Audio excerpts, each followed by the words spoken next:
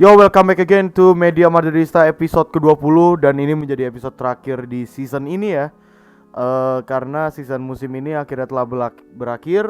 Pertandingan terakhirnya itu adalah Real Madrid melawan Villarreal. Dan Madrid berhasil comeback 2-1. Dan ya, kayak yang kalian tahu kita Nawa itu Soma Godin. Jadi Madrid sekarang benar-benar puasa gelar. Dan gue mau ngucapin congrats buat Atletico Madrid yang emang juara La Liga ya. Juara La Liga dan juga sekaligus si kipernya si John Oblak itu dapat trofi apa? Zamora. Dan apa? Ya, jadi di video kali ini gue sama Raul terutama bakal ngebahas tentang rekapitulasi season musim ini ya. Jadi gue nggak ngebahas tentang 3 pertandingan yang kita skip kayak lawan apa Villarreal, Bilbao dan lain-lain. Gue nggak bakal bahas karena menurut gue ya ini udah berakhir juga. Jadi buat apa ngebahas juga. Dan gue juga bingung mau mulai dari mana nih. Jadi zero trophy buat musim ini. Dan ini pertama kalinya buat Zidane ya sebenarnya. Iya. Pertama kalinya buat Zidane dan ini pertama kalinya buat Zidane. Dan kalau ada yang nanya ke gue, Bang, menurut lo nih Bang, di sepanjang musim ini tuh menurut lo siapa yang salah? Apakah Zidane tuh salah? Menurut gua pribadi, gua sangat kesal sebenarnya dan sangat menyalahkan Zidane. Tapi sebelum di bulan Februari Maret lah, Januari awal-awal musim tuh gua menyalahkan Zidane di situ. Karena dari situ Madrid benar-benar banyak blunder. Oke, pertama kan dari yang gue lihat ya. Kasus pertama karena cedera pemain itu ya udahlah, itu gua nggak bisa nyalain Zidane. Cedera pemain, abis itu bagaimana Zidane yang dari awal musim kita udah tahu lah, kita selalu ngebahas Blanco dan lain-lain ya kan, kita ngebahas Blanco dan lain-lain. Tapi tiba-tiba si Zidane nggak pernah pakai Blanco dan pemain Castilla, mungkin cuman sekali, itu pun cuman Marvin sama Arribas, itu pun juga jadi pemain pengganti dan abis itu udah nggak pernah dipakai lagi. Habis itu kita sampai-sampai itu right back kita dua-duanya cedera. Vasquez sampai main jadi right back. Itu menurut gue udah wow, keren banget ya. Terutama Vasquez menurut gue peran krusial sih di musim ini juga. Terus apa yang gue keselin itu adalah Zidane gak pernah rotasi pemain, selalu mainin CMK terus menerus. Padahal gue sama Raul udah bilang dari awal, ini kalau Zidane gak rotasi, lu lihat ke depannya, percaya sama gue, lu lihat ke depannya, pasti mereka pada lemes. Dan kemarin kelihatan Modric sama Kroos di akhir-akhir match, Casemiro juga banyak ngelakuin hal-hal yang menurut gue blunder dan kecapean menurut gue ya. Dan akhirnya di situ yang gue keselin, Zidane CMK gak pernah dimainin, Odegaard gak pernah dikasih kesempatan, Jovic pun demikian. Mereka bahkan ngepinjemin Jovic dan Odegaard di saat tim lagi krisis midfielder dan lain-lain. Dan gue ngerasa kayak wow ini kan sampai waktu itu gue inget banget kata-kata Zidane out itu di bulan Desember atau Januari, gue lupa, pokoknya sekitaran bulan itulah. Zidane out dan lain-lain. Sampai gue sempet bilang di video, gue sama Raul juga bilang, gue juga gimana ya, kalaupun kita keluarin Zidane, gak ada pelatih yang sanggup nanganin tim ini, ngerti gak sih? Iya. Pemain pada cedera, kalaupun ada yang sanggup, itu pun butuh adaptasi. Dan mungkin lebih parahnya lagi, mungkin aja dia gak bisa ngadaptasi dengan cepat. Dan akhirnya ya mungkin kita udah posisi 6 atau 7 di La Liga begitu. Jadi ya satu-satunya jalan ya emang udah Zidane aja. Ya ini jatuhnya kayak bahasanya ya you do what you just begun gitu. Maksudnya lu ngelakuin apa yang udah lu mulai. Karena kalau lu main kabur dari tanggung jawab lu, ya lu bukan cowok men. Bahasanya kasarnya gitu lah maksudnya. Karena dia doang yang bisa, dia yang tahu pemainnya seperti apa, dia yang tahu permainannya seperti apa, klubnya seperti apa. Jadi mau gak mau Zidane mesti mainin. Dan setelah itu cedera datang dan lain-lain, Covid dan lain-lain, UEFA Champions League, bahkan ya kita hampir mau ke Europa League di awal musim. Dan setelah itu kayak kita lolos. Bahkan gue sama Raul sampai bilang kayaknya gue kalau jadi Madrid juga 16 besar lolos saya udah senang banget gitu. Gue udah 16 besar lolos saya udah senang banget. Gue nggak expect UEFA Champions League tuh, gue nggak expect sama sekali. Gue nih target utama gue sama Raul nih musim ini itu cuman pertama Copa del Rey. Gue utamain Copa del Rey pertama. Terus yang kedua baru La Liga. UEFA Champions League tuh gue nggak mikirin, bahkan kayak nggak ada expect lah gue. Dan tiba-tiba ya gue salut juga ya. Setelah bulan Januari itu Madrid benar-benar nggak beli pemain sama sekali. Zidane secara terpaksa gunain pemain akademinya karena banyak yang cedera, digunain lah. Blanco masuk, Arribas mulai dipercobain, Gutierrez mulai dicobain, Marvin juga sebagai right back pernah juga. Dan menurut gua dari situ Zidane telat banget. Di situ gua keselnya di situ, dia tuh telat gitu. Kenapa nggak dari awal musim? Kalaupun dari awal musim mungkin Blanco sekarang udah kayak bersaing dengan Valverde di midfielder gitu maksud gua. Sekarang kan Blanco juga jadi pilihan ketiga atau keempat lah maksudnya kalau misalnya di akhir-akhir musim ya. Coba lu mainin Blanco dari awal musim, kayak lu kasih jam dikit-dikit kayak 10 menit terakhir lah, atau pelan-pelan pasti dia berkontribusi pelan-pelan jadi makin bagus. Contoh Barcelona, ya kan? Pedri, Oscar Mingueza, Ilaix Moriba dan lain-lain. Gua jujur kesel Barcelona dapat trofi Copa del Rey. Cuman gua mesti respect sama mereka. Karena mereka gunain hampir kebanyakan pemain muda dari akademi mereka di skuad utama. Dan menurut gue itu keren banget. Bisa sampai di posisi ketiga La Liga. Menurut gue itu keren banget. Jadi secara nggak langsung mereka tuh kayak udah mulai adaptasi tanpa Lionel Messi juga. Jadi di sini yang mesti was-was sekarang itu Madrid juga sebenarnya.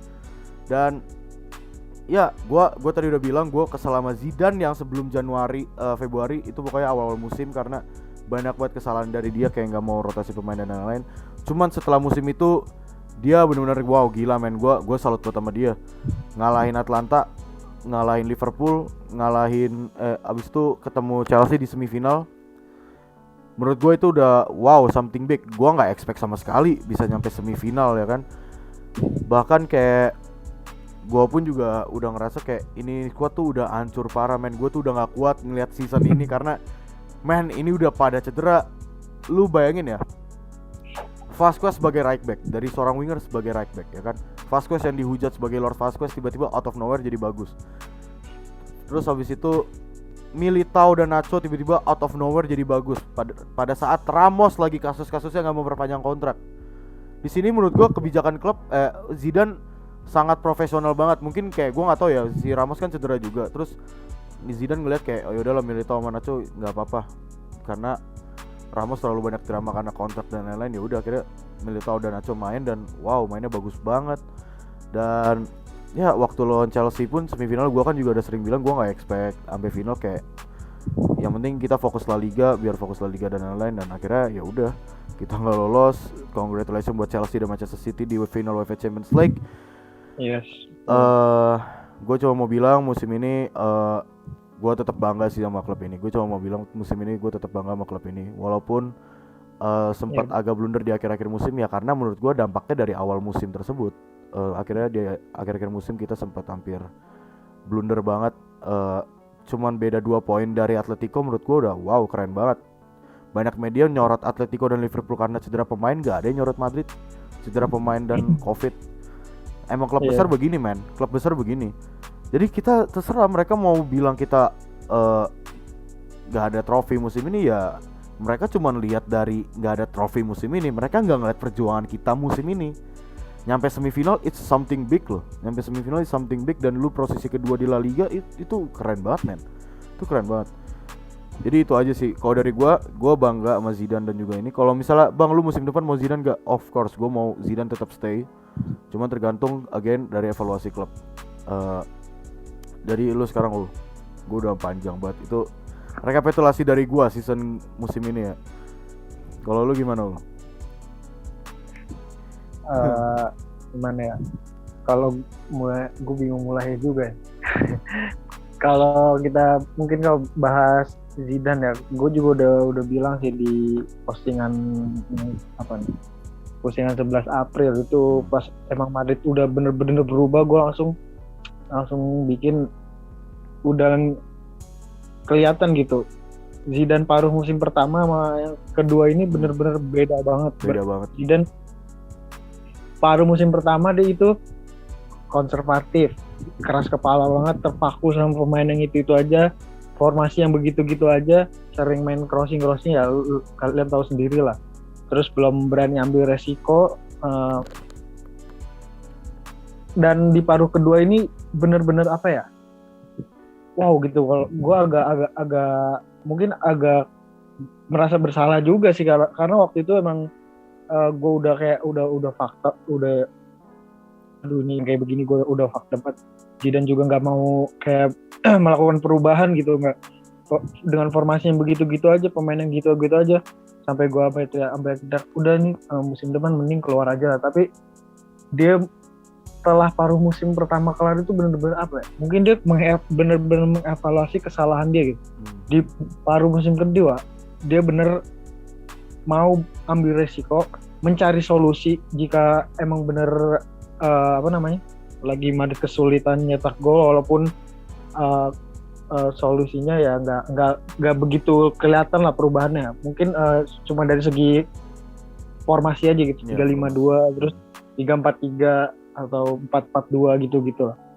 Dan dengan menggunakan pemain muda yang ya mungkin agak terpaksa ya sih ya, karena kan kita juga udah bilang kan dari awal, ya mau gimana, kalau menurut gua rotasi itu ya emang hukumnya ya wajib gitu. Kita walaupun pemain dia nggak bilang secara langsung, kita nggak mungkin gitu, maksud gue nggak mungkin gitu pemain bilang ngeluh secara langsung gitu. Gue capek, nggak mungkin lah kan, dia kan tetap profesional gitu, harus menjalankan tuh pekerjaan. Jadi ya kelihatan kan sekarang, ya gue sorry itu saya aja lah, emang Modric pas yang masuk awal paruh kedua CMK, tiga-tiganya emang bener-bener wah itu nggak unstoppable lah, gue udah bilang. Tapi makin kesini udah mulai terakhir udah tuh kelihatan tuh Modricnya udah kecapean. Kalau Kroos enggak sih ya, enggak, karena kan dia emang COVID sama sempat cedera dikit. Yang nggak pernah cedera itu kan kayak Casemiro sama si Modric ini kan cuma di CMK ya. Iya jadi kayak kelihatan di 3 match terakhir kemarin Villarreal, Bilbao sama Granada itu gue ngelihat gitu perbedaannya bener-bener menurun. Apalagi Casemiro tuh bener-bener apa ya, menurut gue agak beda banget nih. Ini kayaknya bener-bener gue bisa simpul kayaknya dia emang bener-bener kecapean ya. Mungkin ada faktor kecapean juga ada ya. Dan strikernya juga backupnya Benzema. Tapi untungnya Benzema cukup konsisten, cuma walaupun di akhir-akhir ini agak masih bagus sih. Cuma tetap aja gitu beberapa kali gitu. Ada yang satu peluang kemarin lagi kan yang bikin yang hampir bikin gila kesel. Tapi gue tetap akuin lah Benzema mau berubah di musim kedua ini sampai timnas. Dia mungkin bisa masuk timnas juga, mungkin bisa dibilang dia carry lah di depan, walaupun nggak setiap hari kayak nyetak gol terus gitu, tapi dia mau mundur, membangun serangan, bikin peluang buat diri dia sendiri. Karena kan winger kita ya tahu sendiri lah itu Vinicius, Asensio, Rodrigo yang kayak gimana namanya, pemain muda gitu. Dan terus ya kalau menurut gue PR-nya sih emang Zidane. Sebenarnya gini, gue bukan orang yang kayak terlalu taktis banget gitu, kayak pelatih kudu main taktik gitu. Kalau gue nggak muluk-muluk kayak Zidane pun sebenarnya bagus gitu taktiknya. Kayak misalnya kombinasi yang 3 pemain itu gue mah udah senang aja gitu. Yang gue bikin kesel malah justru itunya sih, yang bikin jengkel.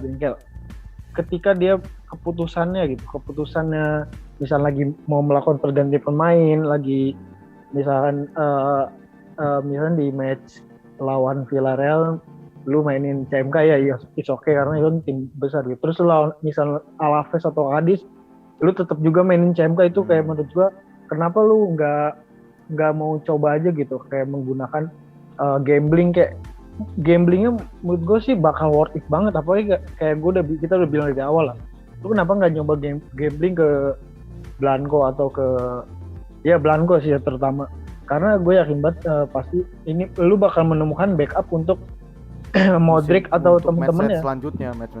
Iya, terutama si Odegaard itu kan sampai ya mungkin kalah saing juga mungkin, atau dia emang yang nggak sabaran ya itu personal lah. Tapi ada baiknya menurut gue sih tetap sih ya dikasih kesempatan walaupun segimanapun itu, karena rasa egois lu tuh harus diubah lah, atau idealisme lu harus diturunin dikit lah gitu, karena kan kayak sayang aja gitu, ini kan pemain yang bagus gitu.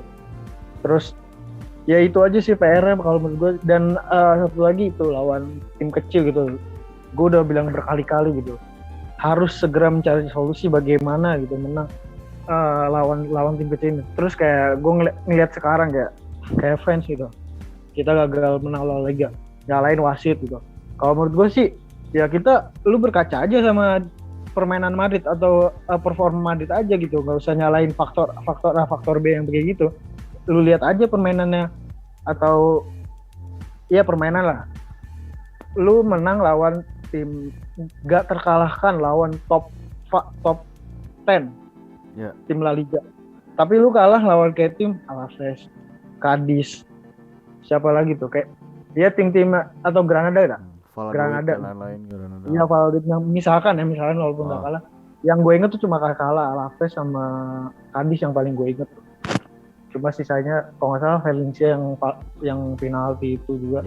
Ya kalau menurut gue itu harusnya kita berkaca gitu. Lu bisa menang lawan tim-tim yang harusnya yang kayak begitu daripada Big Five dan lain-lain gitu, karena itu, tim gini, nggak Pak, lu boleh menang, nggak masalah juga gitu, lu menang lawan tim-tim besar itu, tapi lu harus segera mencari solusi gitu. Bagaimana caranya lu bisa menang lawan tim-tim yang parkir bis ini gitu. Karena jujur ya, kalau gue lebih terima misalkan kayak kemarin Chelsea lah kan. Gue lebih terima Madrid kalah seperti itu. Kalah karena secara materi kalah, secara wah itu udah kesiapan pemain juga kalah. Parah lah, udah segala faktor itu udah kalah, dari taktik dan lain-lain, dan stamina itu juga, kesiapan pemain juga. Tapi kalau misalnya lu lawan tim papan bawah gitu, dari di atas kertas lu pasti udah diunggulkan lah.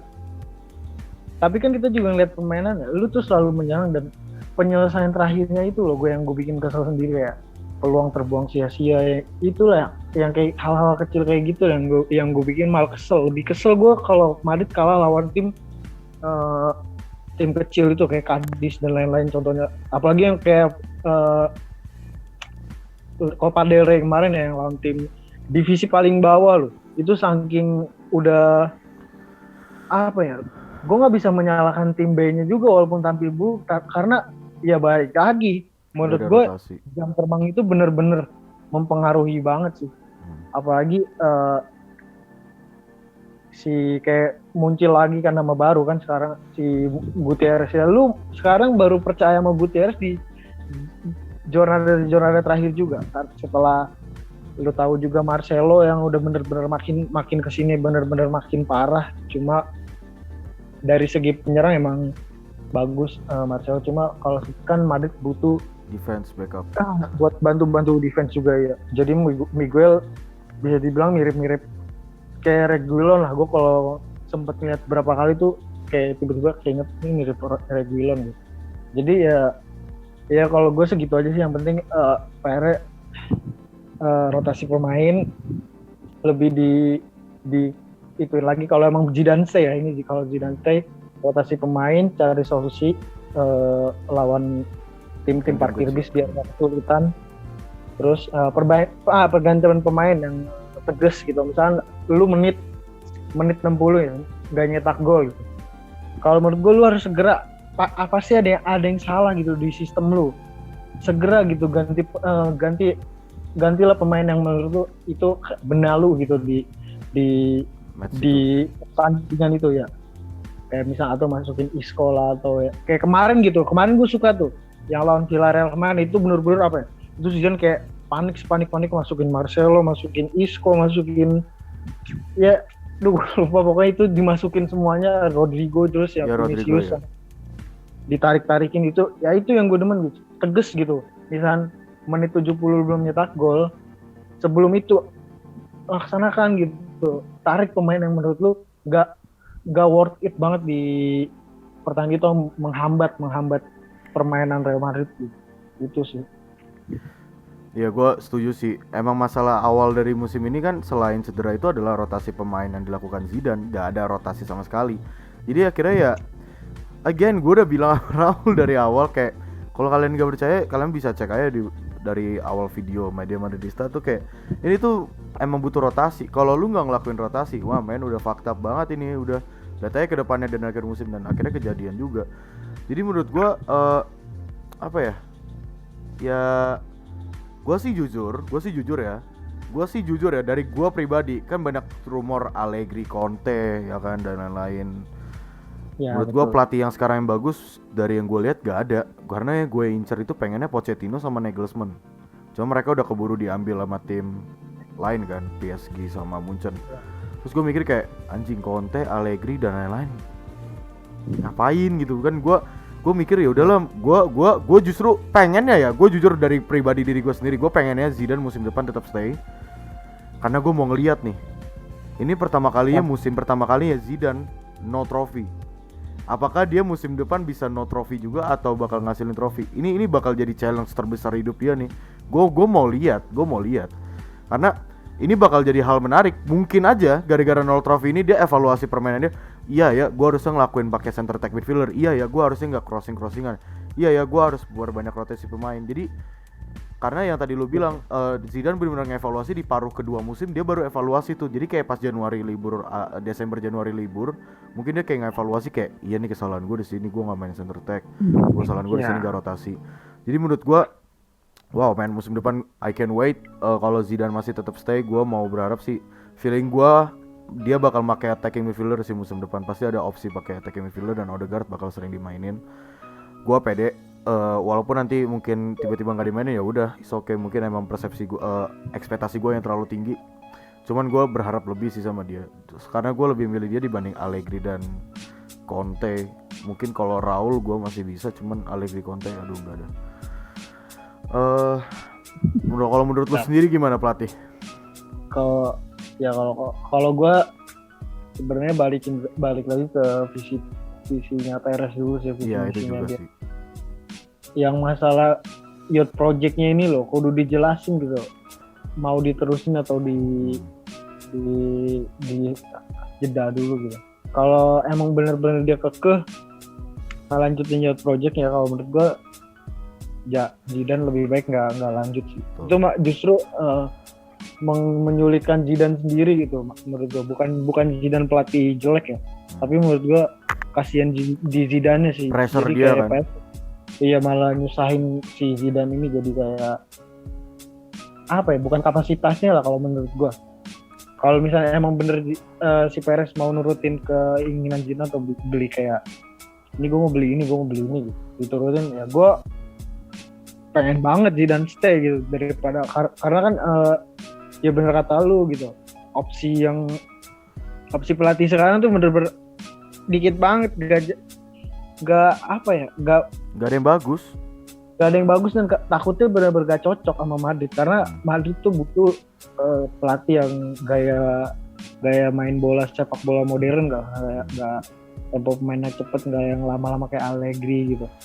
Terus kalau misalnya emang Zidane out, kalau gue sih jujur ya, gue kalau Raul yang gantiin nggak apa-apa, gue terima.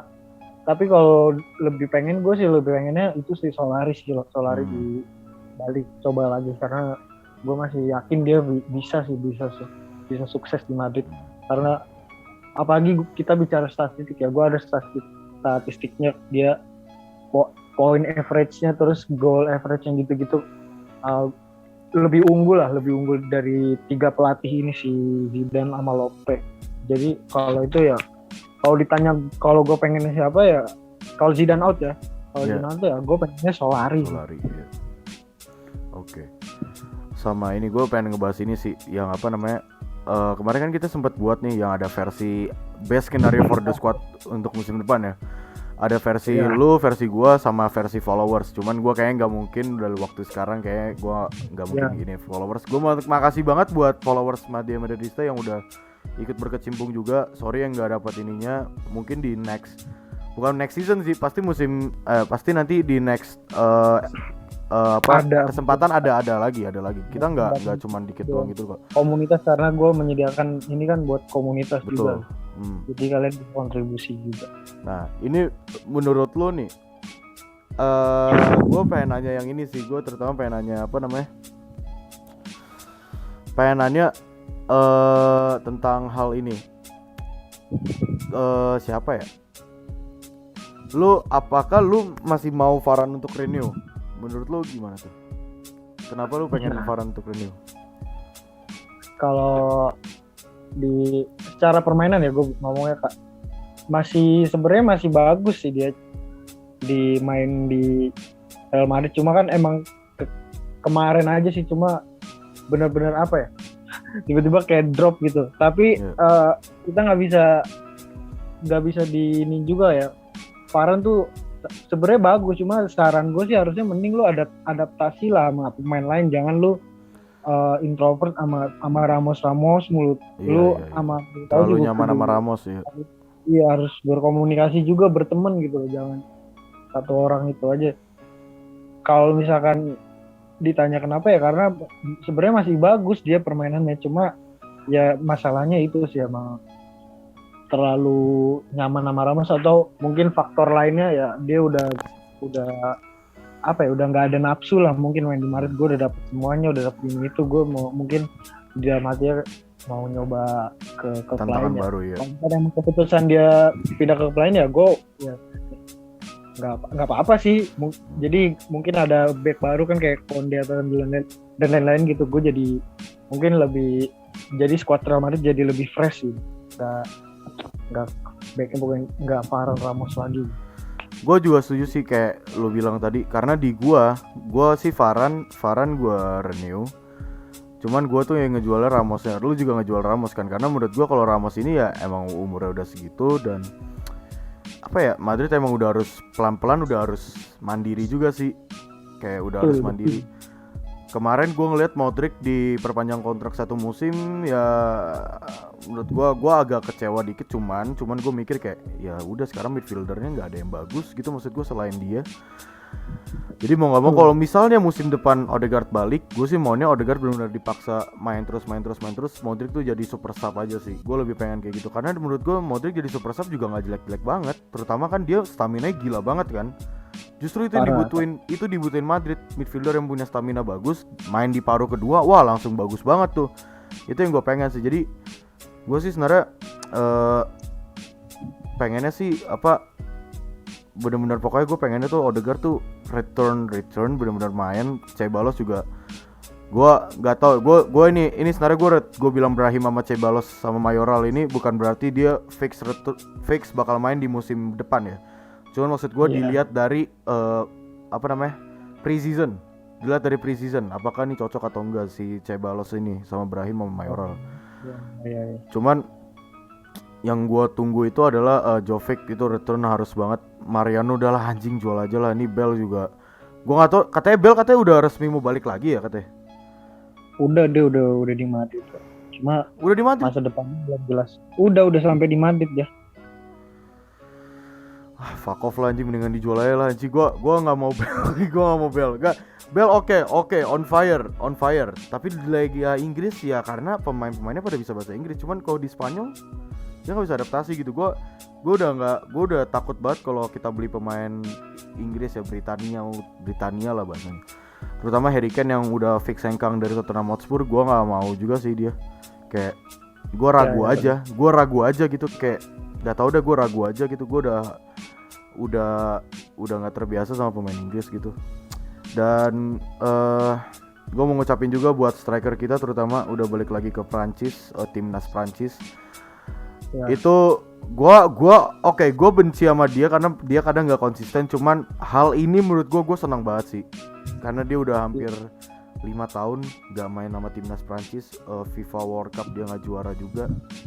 Seorang striker Karim Benzema tuh nggak dapat kesempatan, malah Oliver Giroud. What the fuck bro, Oliver Giroud sama Benzema ya tetap bagusan Benzema. Walaupun gue benci Benzema, cuman bukan benci, maksudnya gimana ya? Gue kesel sama permainan Benzema. Benci dalam permainan, bukan benci. Ya, bukan benci dalam personal, enggak.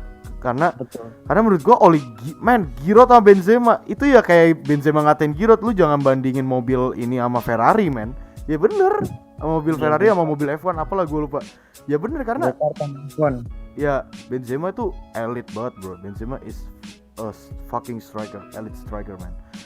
Gua bisa bilang gua senang banget. I can wait for the Euro 2020 ya, karena emang sebenarnya 2020 kemarin, cuman karena ya musim ini jadi 2021. Ya. Pertanyaan terakhir Ul. Out of topic dari Madrid, Euro lu megang siapa? Spanyol by the way nggak ada pemain Madrid ya? Iya. Ya udah menurut gue wajar aja karena pemain Spanyol Madrid cedera mulu ya. Udah gue nggak ada. Tapi kalau menurut gue sih Nacho harusnya layak Nacho sih. Harusnya Nacho bisa.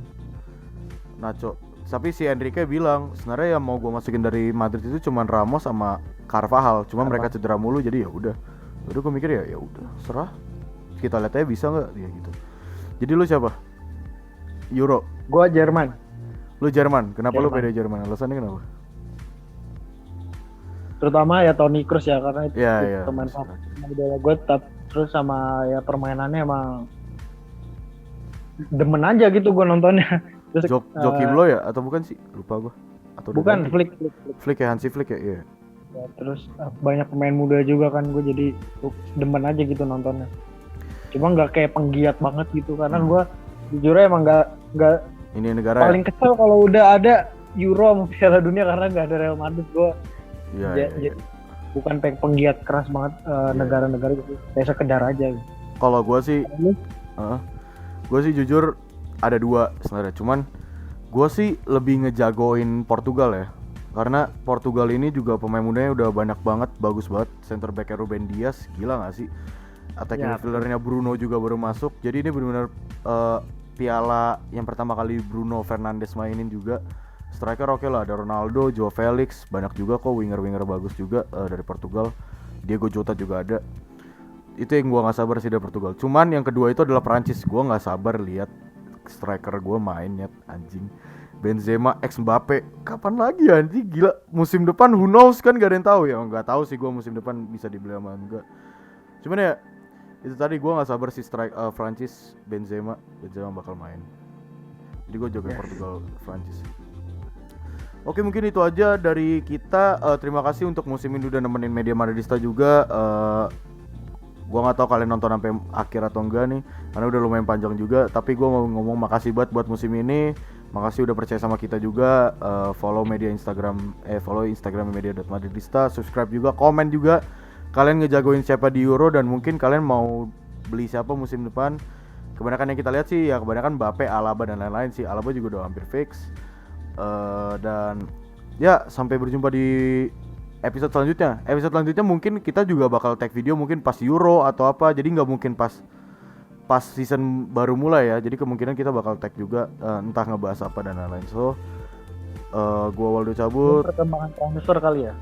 Ya itu bisa juga perkembangan transfer dan lain-lain. Jadi kita bisa bahas kayak untungnya di mana, ruginya di mana kalau beli pemain ini dan lain-lain. Ya, betul. So Media Madridista cabut, sampai jumpa di episode selanjutnya. Goodbye.